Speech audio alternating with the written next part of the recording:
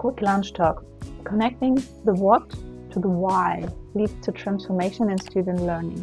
I just had a lecture with students in semester 6 of their bachelor studies, and it's an inverted classroom. So it's about really discussing the learned and prepared material in depth. And I realized this during the last sessions already.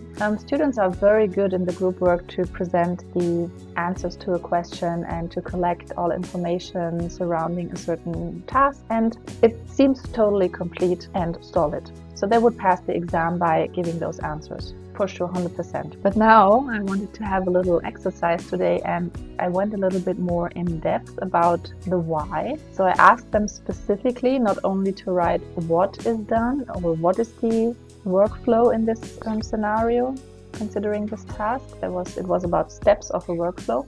And I was asking them, after they have put down in the group work session the steps, I was asking them specifically to now discuss why these steps are done, and to address the why. What exactly would you do hands-on if you were in the situation to do this experimental workflow? 10-15 minutes later, we gathered in the plenum and we compared answers and discussed about the why. And there it was immediately clear which parts of the process were just words, empty, hollow words, and there was not a real true understanding of why this step is necessary, what is this exactly doing, and how is it connected to the bigger picture of this process. So in other words, asking specifically for why something is done after asking the students to present an answer in their own words. So rephrasing is the first step, but then asking for the why, explaining why this is done this and that way. That highlights for us educators very easily the points where there is a gap between information is there, but there is a gap towards true understanding. And that is very helpful because this immediately gives the chance to fill this gap by bringing in other students with their opinion or thoughts, and also then solidify this point and make a note. I summarized some things, keywords on the whiteboard then to really get this message across. And the feedback from this session was immediately that this addressed 2-3 points that were unclear, but they were not even aware, the students, that it was unclear in the beginning, because like I said, students are very good in learning scripts, information by heart, and they think they understand, and that's similar to us scientists when we endeavor, similar to us scientists when we go into new fields, for example.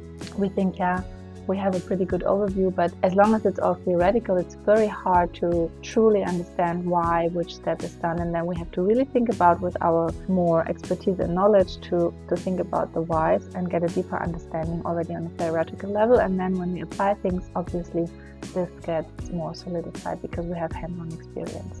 In other words, my take-home message for today, for myself, and what I would like to share with you is that focusing on the why in the direct discussion with students can pinpoint knowledge gaps in understanding, and it can solidify very important take-home messages that are critical to getting most of the learning experience and to be prepared for not only the exam, but for actually remembering the process and the learned material, and to connect it also to everyday life in the lab, in the future, and so on. I would be happy if you subscribed, and there will be more experience talk from my side. I will share more of my experiences from teaching in this style format, relatively loose. I'm just having my lunch break at the moment.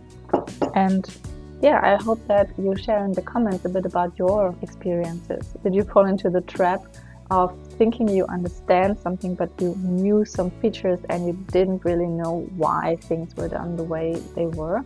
And as a teacher, from the teacher side, do you access these gaps specifically? And what are your tools or ways to do this? Let me know in the comments. Happy teaching.